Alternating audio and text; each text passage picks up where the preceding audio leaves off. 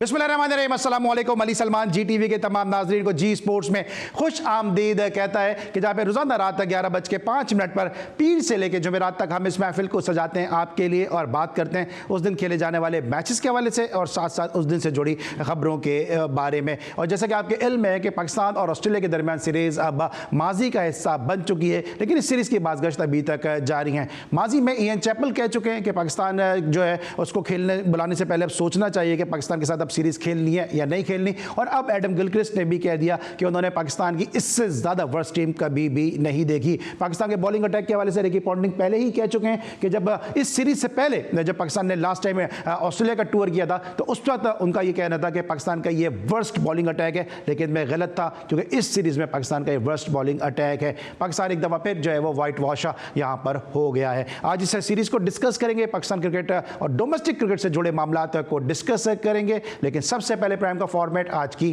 Top stories. T20 series के लिए Pakistani team Australia से न्यूजीलैंड पहुंच गई। कौमी टीम कल से ट्रेनिंग का आगाज करेगी। दोनों टीमों के दरमियान पहला T20 मैच 12 जनवरी को ऑकलैंड में खेला जाएगा। Wicket keeper batter Mohammad Rizwan T20 team के नायब कप्तान मुकर्रर। कौमी टीम के साबिक बैटिंग कोच एंड्रियो पेटिक के बाद हेड कोच ग्रांट ब्रैडबर्न ने भी पीसीबी से अलग होने का ऐलान कर दिया। ऑस्ट्रेलियाई सरजमीन पर इससे कबल ग्रीन शर्ट्स की ऐसी बदतरीन टीम नहीं देखी। साबिक ऑस्ट्रेलियाई cricketer Adam Gilchrist. Javeria Rauf ने इंटरनेशनल क्रिकेट से रिटायरमेंट का ऐलान कर दिया। अगर Rohit Sharma T20 world cup खेलते हैं तो टीम की कप्तानी की कमान भी उनके सपोर्ट की जाएगी। आकाश चोपड़ा। FA कप में सनसनीखेज मुकाबलों का सिलसिला जारी। अहम मैच में लिवरपूल ने आर्सेनल को 2-0 से मात दे दी। साबिक आलमी नंबर 1 राफेल नडाल इंजरी के बायस ऑस्ट्रेलियन ओपन से बाहर। पाक army inter regional volleyball championship के फाइनल में पेशावर ने सनसनीखेज मुकाबले के बाद बन्नू को शिकस्त दे दी। Under 21 junior national snooker championship Mohammad Hasnain ने जीत ली। Pakistan rangers Sindh inter school और इंटर कॉलेजिएट हॉकी टूर्नामेंट 10 जनवरी से ओलंपियन इस्लाउद्दीन और doctor Mohammad Ali Shah hockey academy में शुरू होगा। टूर्नामेंट में गर्ल्स एंड बॉयज की 12 टीमें शिरकत करेंगी। कशमाला तलत ने पेरिस ओलंपिक्स के लिए क्वालिफाई कर लिया। रॉयल प्रीमियर लीग सीजन 14 के मुकाबले सेमीफाइनल में दाखिल। लीग के आखिरी मैच में GHK प्रॉपर्टी ने जेम एजुकेशन को हराकर सेमीफाइनल में जगह बना ली।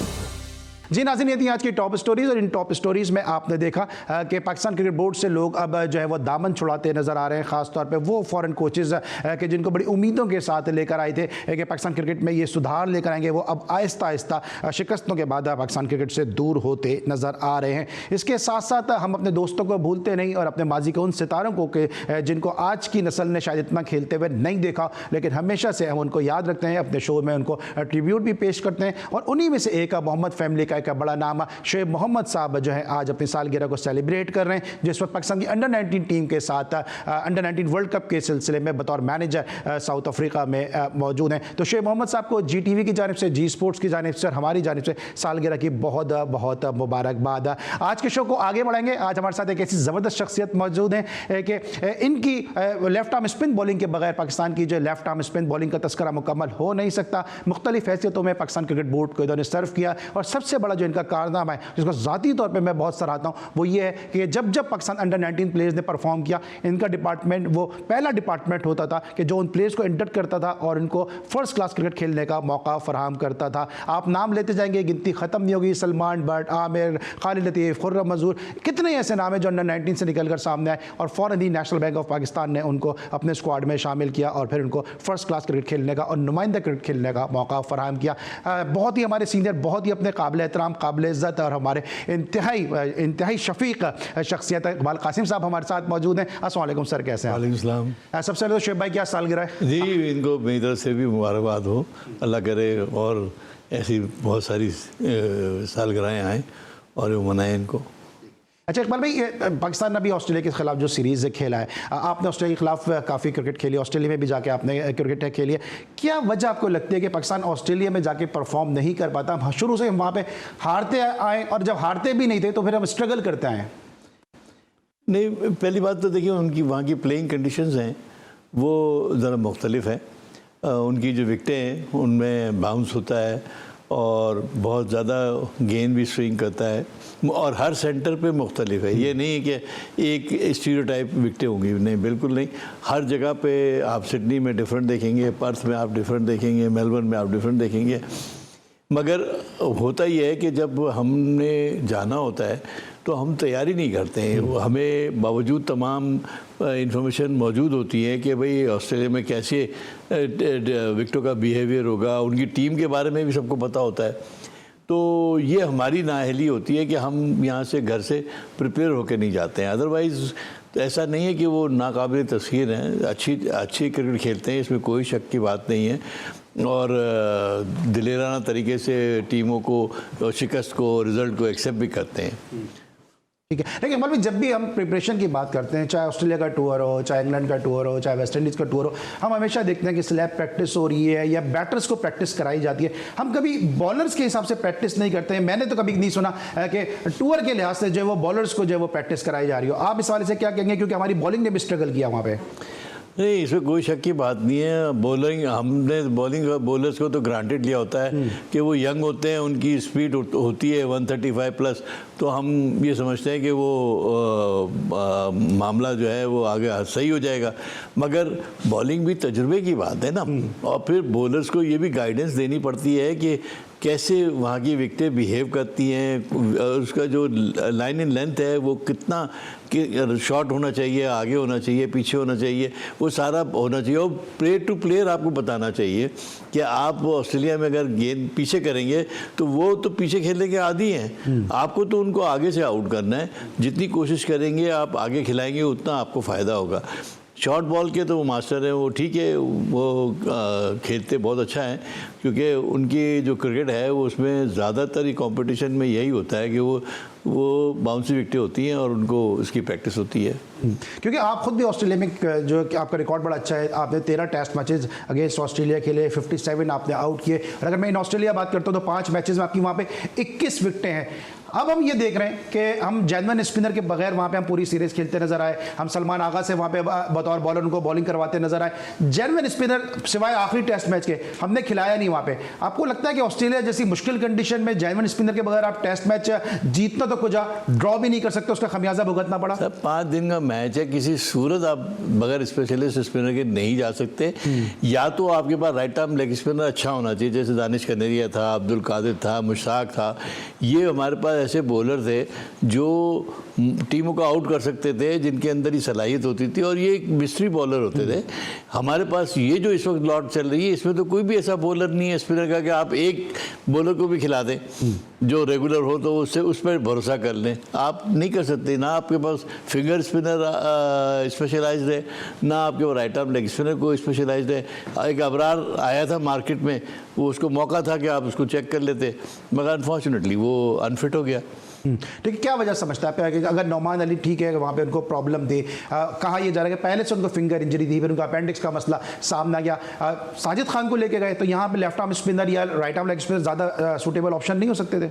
ये देखिए, ये तो बिल्कुल ऑब्वियस ही बात है। ये तो जो प्लानिंग करने वाले लोग हैं उनको ये तो पता होना चाहिए ना कि यार विकेट लेने वाला बॉलर कौन है। यार विकेट लेने वाला bowler right arm leg spinner है, आपको अपने लिए पहले तैयार रखना चाहिए। और जो अगर हैं भी तो आप उनको खिलाते नहीं हैं। आपने अब्दुल कादिर का वो बेटा, उसको आपने तैयार किया, खिलाया, उसको मौका नहीं दिया। अब वो फिर बाहर हो गया है, अब वो फिर नए सिरे से ढूंढ रहे हैं आप सीज़न के अंदर। तो हम क्या कर रहे हैं कि हम बना नहीं रहे, खिलाते हैं, 2-2 मैच खिलाते हैं और बाहर निकाल देते हैं, तो वो फिर प्लेयर तो नहीं बनता। उसामा को आपने वनडे पर लेवल लगा दिया। भाई आप ये आइडेंटिफाई करें कि हमको टेस्ट मैच में राइट आर्म लेग स्पिनर के बगैर आप जा ही नहीं सकते। अगर आपने पाकिस्तान में एक फिंगर स्पिनर तक जाना है तो एक राइट आर्म लेग स्पिनर ज़रूरी है। ठीक है, स्पिनर्स की हम बात कर रहे हैं, लेकिन बहुत सारे ऐसे पहलू हैं कि जिनको इकबाल कासिम साहब जैसी हमजद शख्सियत से डिस्कस करना बहुत ज़रूरी है। ख़ास तौर पे जिस तरह स्लिप में वहाँ पे जो फील्डिंग हुई है, जो कैचिंग का हमारा स्टैंडर्ड रहा, वो बहुत ज़्यादा ख़राब रहा। इकबाल कासिम साहब बड़े काबिल एतमाद स्लिप के फील्डर भी थे। लेफ्ट आर्म स्पिन की हमने इनसे बात की है, और साथ साथ इन्होंने एक दफ़ा स्टेटमेंट ये दिया था कि जो पाकिस्तान का टैलेंट है वो यही टैलेंट है, इससे अलावा और कोई टैलेंट पाकिस्तान का सामने आएगा नहीं। और हम देख रहे हैं कि अब हम कहतुर रजाल का शिकार हैं। इस हवाले से इन तमाम पहलुओं पर डिस्कस करेंगे, साथ साथ पाकिस्तान की जो डोमेस्टिक क्रिकेट उस पर भी बात करेंगे एक छोटे से ब्रेक के बाद।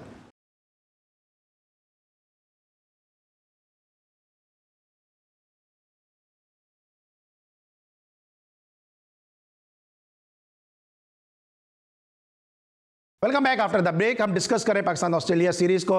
पाकिस्तान के legendary left arm spinner Iqbal Qasim sahab से डिस्कस कर रहे हैं पाकिस्तान के क्रिकेट में क्या मसाइल वहाँ पे पाकिस्तान को फेस करने पड़े। इकबाल भाई, आप स्लिप के बड़े काबिल एतमाद फील्डर थे, चाहे ऑस्ट्रेलिया हो जहाँ पे बॉल जो है चेस्ट हाइट के ऊपर आता है, चाहे इंडिया हो जहाँ पे बॉल थोड़ा नीचे रहता है, श्रीलंका हो जहाँ नीचे रहता है। आप स्लिप में आपकी एक बड़ी मजबूत पोजीशन थी। आप और माजिद खान एक ऐसे स्लिप के फील्डर थे कि पता होता था कि कैच जा रहा है, अगर स्लिप में तो कैच हो गई होगा।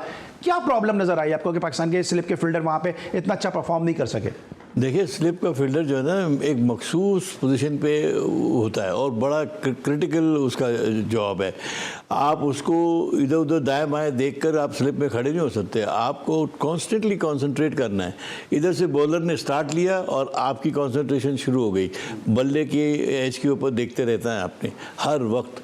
और ये इसकी प्रैक्टिस आपको बाहर करनी पड़ती है। मैच के दरमियान तो आप अलर्ट होते हैं, मगर इसकी पूरी प्रैक्टिस कम से कम 50-50 कैच 100 कैच आपने डेली स्लिप में, वो जो मशीन होती है वो लगा के, वो जो वुडन मशीन होती थी, आपको याद होगा स्टेडियम में पहले थी, वो एक एंड से आप थ्रो करते हैं, दूसरे एंड से वो पता नहीं होता कि गेंद किधर जानी है, और यही उसका प्रैक्टिस का तरीका होता है। अब वो प्रैक्टिस की मेरे ख्याल है बल्ले से करते हैं लोग, तो मैं समझता हूँ कि कुछ चंद के बोर्ड भी होता है, वो बोर्ड से भी करते हैं, बैट से भी करते हैं। होना ये चाहिए कि जब तक कि आप ज़्यादा से ज़्यादा कैचेस की प्रैक्टिस नहीं करेंगे, और नए बॉल के साथ, पुराने बॉल के साथ नहीं, नए बॉल के साथ करें, ताकि गेंद जो है वो अपना हाथ से निकलने में भी, रुकने में भी, उसमें सब चीज़ में आपको आसानी हो, ग्रिप आपकी मजबूत हो जाए। क्योंकि सर अभी अब्दुल्ला शफीक बड़े अच्छे बैटर थे, स्लिप में खड़े, उनका कॉन्फिडेंस जो है वो शेक हुआ, उन्होंने तवातुर के साथ कैचेस गिराए, फिर उसके बाद साइम अय्यूब को खड़ा कर दिया। क्या ये भी आइडेंटिफाई नहीं कर पा रहे हम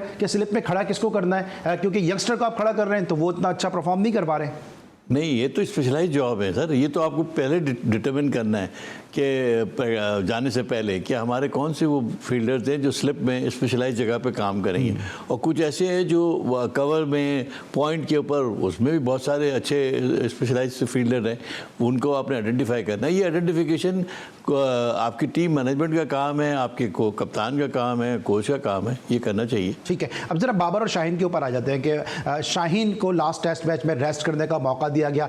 2 टेस्ट मैचेस में उन्होंने बेहतर परफॉर्म किया। उस दिन रियाज आफरीदी, उनके जो बड़े भाई हमारे साथ मौजूद थे, उन्होंने कहा कि जी आप हर बॉल तो वो 150-160 नहीं कर सकता। फिर वसीम अकरम ने भी क्रिटिसाइज किया हफीज़ के इस स्टेटमेंट पे कि जी हफीज़ ने कहा कि रेस्ट हमने जो है वो खुद कराया था, उनको वर्कलोड मैनेजमेंट को देखने के लिए, उसको संभालने के लिए। आपको लगता है इतने इंपॉर्टेंट मैच में जहाँ पे हर मैच, टेस्ट मैच का एक पॉइंट है और वर्ल्ड टेस्ट चैंपियनशिप सीरीज का हिस्सा है हर टेस्ट में, रेस्ट देना बनता था? नहीं, मेरा नहीं ख्याल है कि ये दुरुस्त बात है हफीज़ की। उसकी वजह है कि हम ऑलरेडी 2 टेस्ट में हारे हुए हैं। या तो आप अपने जीते हुए ना, सीरीज जीती हुई है, तो चले आप प्लेयर को रेस्ट करा दें, वो समझ में आती बात। जब ऑलरेडी आप 2 डाउन से चले जा रहे हैं, तो आपको तो हर अपॉर्चुनिटी को अवेल करना है। यू नेवर नो किस वक्त अपॉर्चुनिटी जो है वो आपको मिल जाए। जैसे कि इस टेस्ट मैच में आपको मिली थी, मगर अनफॉर्चुनेटली हम नहीं उसको ग्रैब कर सके, जल्दी आउट कर दिया, आपने रन्स कर दिए, फिर उन्होंने आउट किया, फिर हम उसको कैपिटलाइज नहीं कर सके।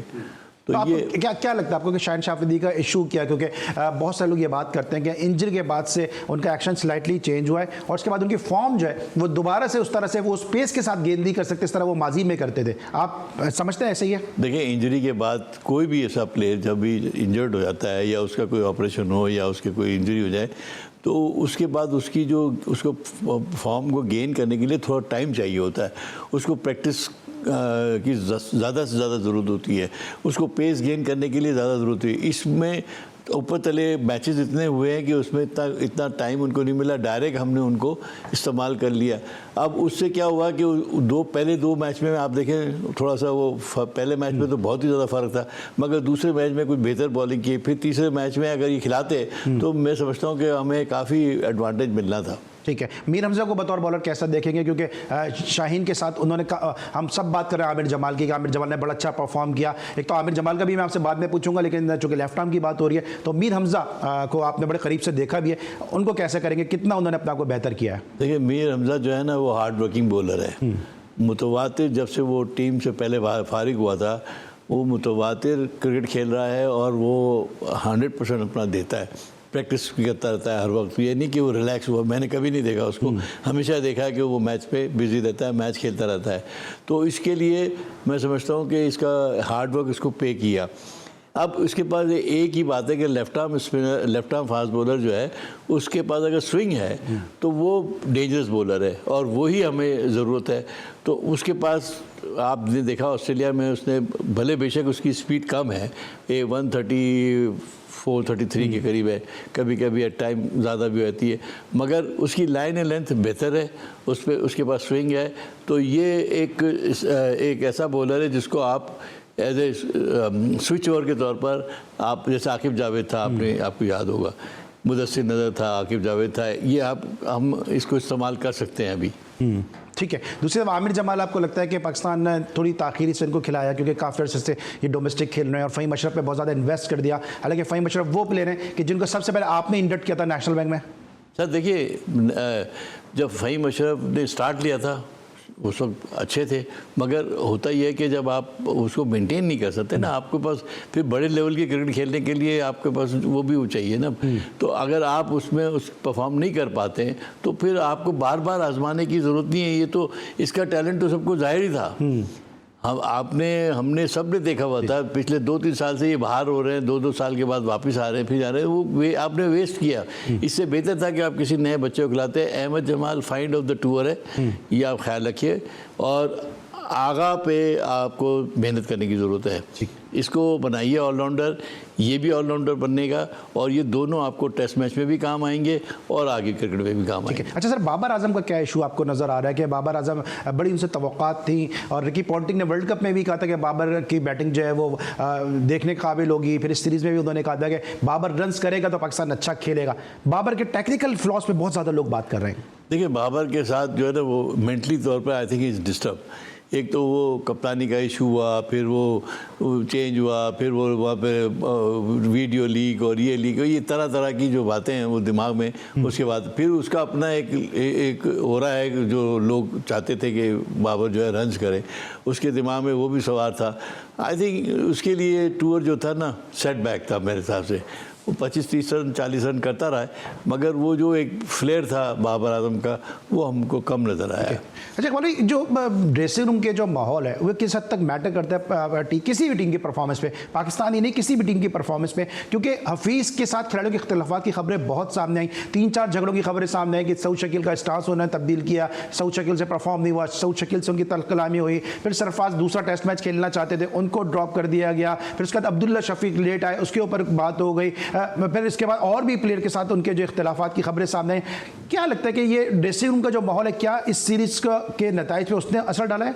यह हौसला अफजा बात नहीं है अगर ये वाकई हकीकत है तो, क्योंकि अभी तक कोई हमें अथेंटिकेटेड रिपोर्ट नहीं है। ये सोशल मीडिया पे कुछ यूट्यूबर्स हैं जो इस किस्म की खबरें मैंने देखी हैं, मगर मैं इसके ऊपर रिलाई नहीं कर सकता अनलेस एंड अनटिल के पीसीबी या हफीज़ या कोई ऐसा कंफर्म बात करे।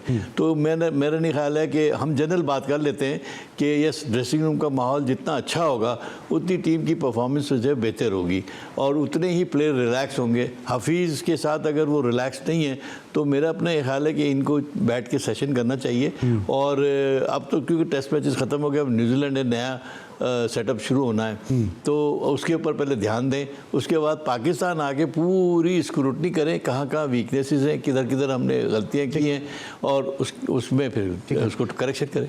ठीक है सर, लेकिन दूसरी तरफ हम देख रहे हैं कि सऊद शकील अच्छा खेलते जा रहे थे, सऊद शकील से परफॉर्मेंस नहीं हो पाई, फिर साइम अयूब को बहुत सारे लोग ये बात कर रहे थे, उस वक्त भी मैं इन बातों के खिलाफ था कि पर्थ में साइम अयूब का जो है वो डेब्यू करा देना चाहिए। साइम अयूब को भी डेब्यू कराया गया, यहाँ पे साइम अयूब से भी उस तरह से परफॉर्म नहीं हुआ। ऑस्ट्रेलिया सीरीज से क्या लगता है, हमने कुछ खोया या हमने कुछ पाया या हमने कुछ सब कुछ खोया ही खोया है? नहीं, मेरा ख्याल है हमने साइम अयूब को देखा, पोटेंशियल है उसमें, अब हम उसके ऊपर मेहनत करें, आगे उसको भी, बच्चे को भी चाहिए वो मेहनत करें और हमारे जो कोचेज़ हैं उसके ऊपर आइडेंटिफिकेशन हो गई। भाई एक आदमी अगर 33-35 रन स्कोर कर रहा है पहले डेब्यू के ऊपर आके, तो इसका मतलब उसका पोटेंशियल है ना उसके अंदर, तो अब हमको उसको निकालना है उसके अंदर से और उसको ट्रेन करना है उसके लिए। इसी तरीके से हमारे जो आमिर जमाल है उसको आपने ग्रूम करना है, उसको और मज़ीद उसको और बड़ा अच्छा वो एजुकेटेड बच्चा लगता है मुझे, और उसने बॉलिंग भी बहुत आउटस्टैंडिंग की, दिलेरों के साथ खेला है और बैटिंग भी बहुत आउटस्टैंडिंग की, तो उसने अपना पोटेंशियल शो कर दिया। अब कैसे हमने हार्नेस करना है इसको, ये हमारी मैनेजमेंट का काम है, वो इसको कैसे यूज़ करते हैं।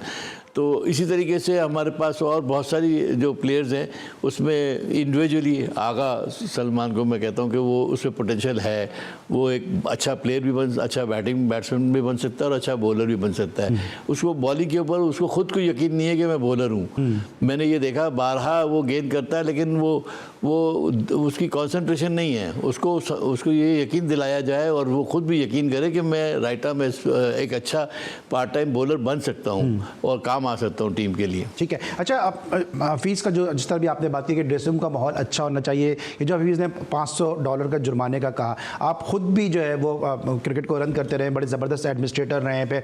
इमरान खान के दौर में भी आप असिस्टेंट मैनेजर गए, हसीब एहसन साहब को आप असिस्ट करते थे इंग्लैंड के एक मुश्किल टूर पे, तो ये सारी चीज़ें आपने सारे अदवार आपने देखे हुए। ये $500 का जुर्माना करना उन प्लेयर के साथ जिनमें बहुत सौ के साथ हफीज़ खुद खेले हुए और फिर उसके बाद खुद ही फ्लाइट मिस कर देना, आपको लगता है कि थोड़ा सा ये चीज़ें थोड़े से ज़्यादा हो गई हैं? इन चीज़ों से सर, इन चीज़ों से अभी ये बच्चे जो हैं ये क्रिकेट में, क्योंकि हमारे डोमेस्टिक सेटअप में अभी ऐसा कोई सिस्टम है नहीं, ठीक है ना। अभी ये इससे इंट्रोडक्शन ये यूज टू नहीं है।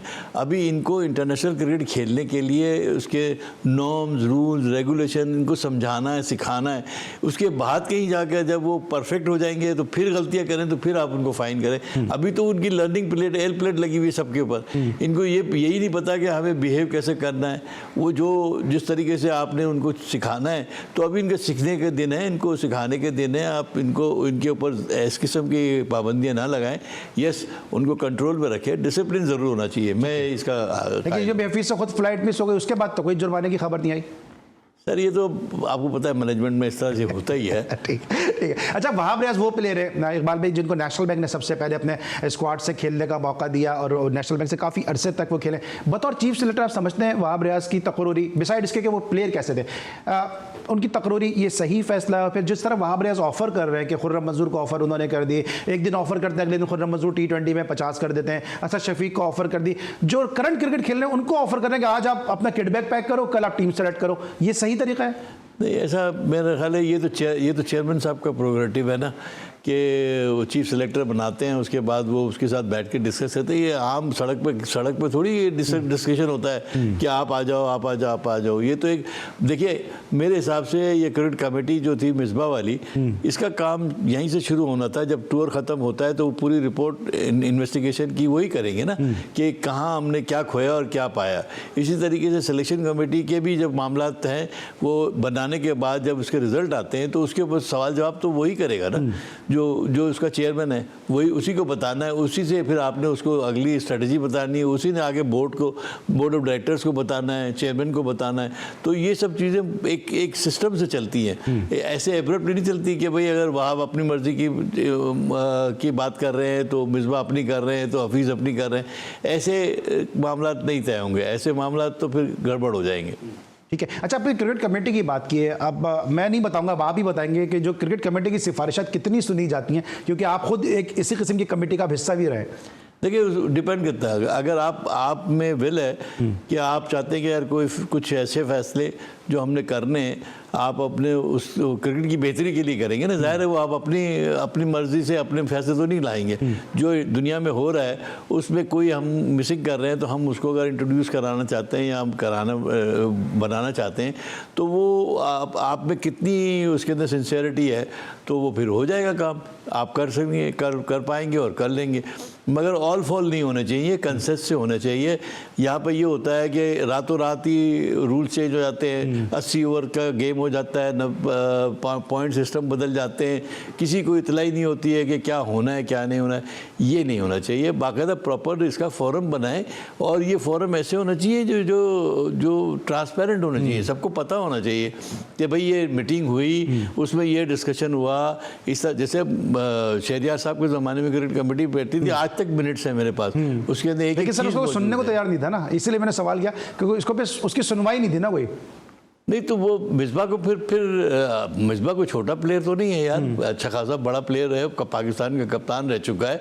अगर उसकी बात नहीं सुन रहे तो आप छोड़ दें उसको, आपको ज़रूर आपने अपना नाम खराब करना है। ठीक है। अच्छा, आखिरी में इस सीरीज़ को कंक्लूड करने के लिए अगर मैं इकबाल कासिम साहब से पूछता हूँ, इस सीरीज़ में पाकिस्तान के हारने की 2-3 बड़ी मेजर वजूहात क्या होंगी वो? मेरा ख्याल है बैटिंग, इनएक्सपीरियंस बैटिंग है, पैची बैटिंग है। हम लोग एक दिन अच्छा वो प्लेयर करता है, दूसरे दिन क्योंकि उसका एक्सपीरियंस इतना नहीं है, मैं कि ब्लेम नहीं दूंगा, मैं ये कहूँगा कि हमने ये बहुत ज़्यादा जो यंगस्टर्स जो हैं अभी उनको इतना पाकिस्तान के अंदर तो एक्सपोजर मिला है मगर इंटरनेशनल एक्सपोजर इतना नहीं है। और ख़ास तौर पे T20 वाले मामला को छोड़ दीजिए आप, वो तो क्रिकेट क्या है, वो तो उसको असल तो क्रिकेट टेस्ट क्रिकेट है। जो टेस्ट क्रिकेट के अंदर जैसे शफीक लड़का है वो अब बेहतर आपको नज़र आ रहा है, आहिस्ता आहिस्ता दिन ब दिन उसमें बेहतरी आ रही है। आउट हो जाना कोई बुरी बात नहीं है, सम टाइम आपकी फॉर्म होती है, सम टाइम नहीं होती, लेकिन उसका पोटेंशियल है।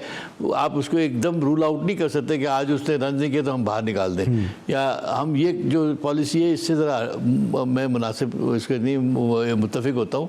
मेरा ये कहना है कि ये जो लड़के आपके साथ परफॉर्म करते हुए चले आ रहे हैं, अगर एक दो मैच में अगर वो नहीं करते हैं तो इसका मतलब इसकी चॉपिंग नहीं करनी चाहिए, उनको रखें आप, उनको बेशक आप एक टेस्ट का रेस्ट भी करा दें, कोई हर्ज नहीं, लेकिन उनको प्रैक्टिस कराएं, उनको साथ साथ रखें, क्योंकि जब तक ये माहौल में नहीं चलेंगे आप उनसे ये एक्सपेक्ट नहीं कर सकते कि ये बेहतर हो जाए। ठीक है, आखिरी सवाल है इस सीरीज़ के हवाले से कि शान मसूद की कप्तानी को कैसे देखेंगे, क्योंकि मुझे याद है कि शान मसूद को नेशनल बैंक ने कप्तान बनाया था। जी बिल्कुल, हमारे टीम को उसने लीड किया था और अच्छा परफॉर्म किया था। मेरे ख्याल है फाइनल भी खेले काज़म ट्रॉफी का। मैं समझता हूँ कि एक तो पढ़ा लिखा है, दूसरी बात ये है कि क्रिकेट की समझ भी है और हार्ड वर्किंग है। वो एक बात याद रखिए, हार्ड वर्किंग और आउटस्टैंडिंग टैलेंटेड में फ़र्क है। आउटस्टैंडिंग टैलेंट को ज़्यादा मेहनत नहीं करनी पड़ती, उसका नेचुरल टैलेंट होता है, वो करता है। एक होता है जो हमारी टाइप के जो लोग होते हैं, मुदस्सिर, मैं, हारून, ये हम दिन रात अपनी प्रैक्टिस करके, तो शान मसूद भी ऐसी कैटेगरी में आता है कि वो प्रैक्टिस वाला प्लेयर है। मैंने उसको हमेशा प्रैक्टिस दोपहर 3 बजे से लेकर शाम 5 बजे तक नेशनल बैंक के ग्राउंड के ऊपर बैटिंग ही करते देखा है, इतनी मेहनत करता था वो। तो आज भी वो मेहनत करके अब आहिस्ता आहिस्ता परफॉर्म करने लगा है और एज ए कैप्टन लीडरशिप तो क्वालिटी उसमें अंदर है, मगर फ़र्क ये है कि हम उसको एक्सेप्ट करें। अभी तक हमने उसको एक्सेप्ट नहीं किया, अभी तक हम इसी उसमें हैं कि भाई कैसे इसको हटाया जाए और कैसे दूसरे को बनाया जाए और फिर बाबर को कैसे लाया जाए या रिजवान को कैसे बनाया जाए। ये सब करने से कोई फ़ायदा नहीं है। आपने अगर बनाया है तो अब उसको थोड़ा सा मौका दें, उसको करने दें, सब मिलकर सपोर्ट करें। नहीं अच्छा करेगा ऑटोमेटिकली तब्दीली आ जाएगी। सब मिलकर सपोर्ट करो। और मुश्किल तरीन टूर था ये पाकिस्तान कभी भी नहीं जीता है और शान मसूद नए कैप्टन है, ये भी थोड़ा सा मार्जिन इनको देना चाहिए। ब्रेक लेंगे, जब ब्रेक के बाद वापस आएंगे तो जरा न्यूजीलैंड में जो पाकिस्तान की T20 सीरीज को डिस्कस करेंगे और साथ साथ अफगानिस्तान के अगेंस्ट इंडिया ने अपने T20 स्क्वाड का ऐलान कर दिया, इसको भी आज शो का हिस्सा बनाएंगे। मिलते हैं छोटे से ब्रेक के बाद।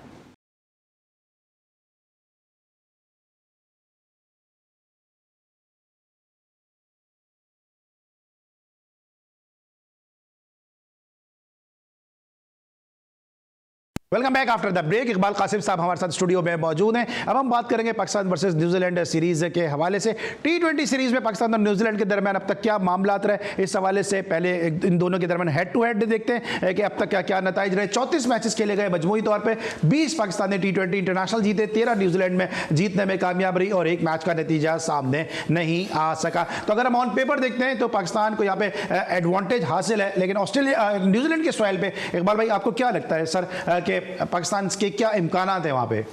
देखिए, होम ग्राउंड का एडवांटेज तो हर टीम को होता है, ठीक है ना। उनको ज़्यादा वो कंफर्टेबल होंगे अपने ग्राउंड पे खेलने के, अपनी पिचों को के बारे में भी जानते होंगे। और वनडे की T20 की जो पिचें हैं वो टोटली डिफरेंट होती हैं और टेस्ट मैच की निस्बतन।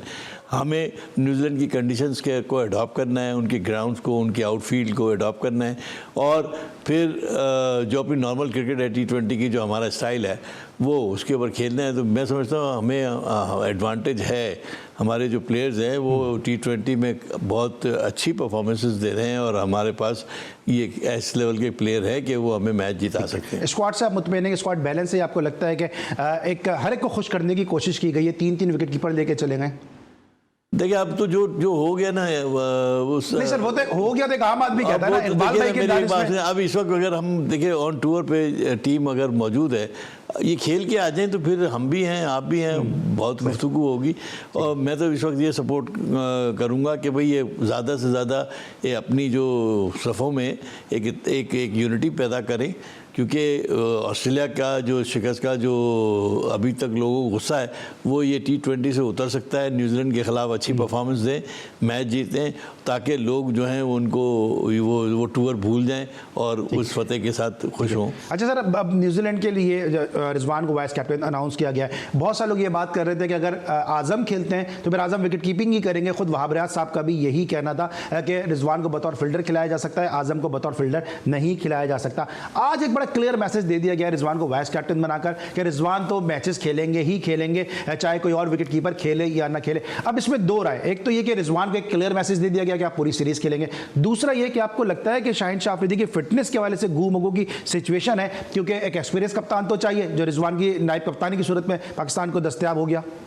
मगर सारे फैसले जो है ना वो टीम की मूवमेंट से देख के किए गए हैं। मतलब कोई ऐसा फ्यूचर प्रोस्पेक्ट या फ्यूचर प्लानिंग नहीं है।